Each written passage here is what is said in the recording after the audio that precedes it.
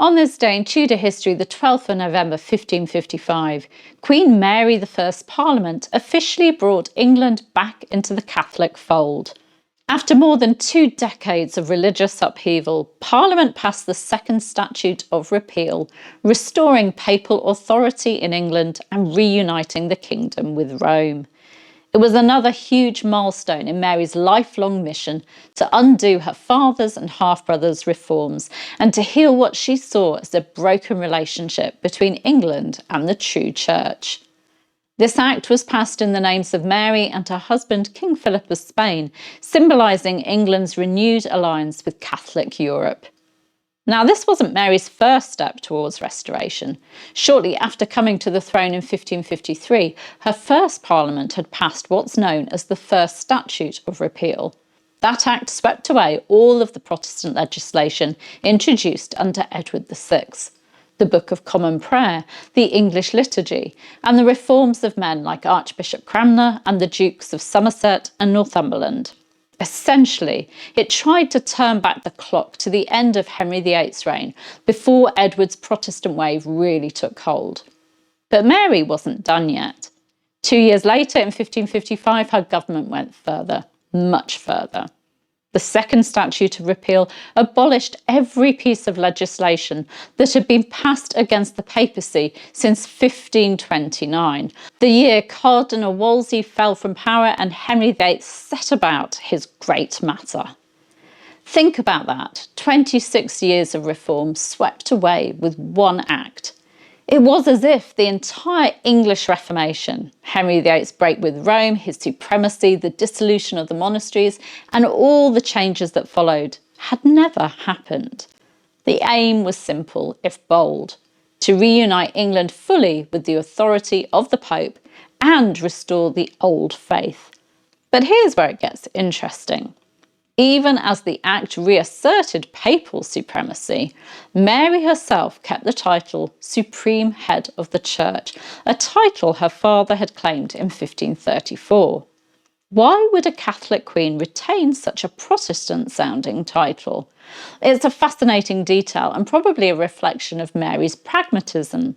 She was deeply devout, but she was also a ruler. Keeping that title helped reinforce her authority as monarch, especially at a time when female rule was still viewed with suspicion. So perhaps it was less about theology and more about reminding everyone who was in charge. Another reason the act succeeded politically was because it didn't threaten the interests of the powerful. Many nobles and gentry had gained land and wealth during the dissolution of the monasteries, when Henry VIII had closed the religious houses and sold off their property. If Mary had tried to reclaim those lands for the church, she'd have faced enormous resistance and perhaps even rebellion. But the 1555 Act carefully avoided that. It reassured the new landowners that their estates were safe, even as England spiritually rejoined Rome. It was a delicate balance between faith and politics, and Mary managed it, at least for a time. For the next 3 years, England was officially Catholic again. Church services returned to Latin, Protestant clergy were removed, and reconciliation with Rome was complete. But, as we know, that restoration didn't last. When Mary died in 1558, her Protestant half-sister Elizabeth I took the throne, and everything changed again. Elizabeth's Act of Uniformity in 1559 effectively wiped away Mary's work, re-establishing Protestantism as the religion of the realm.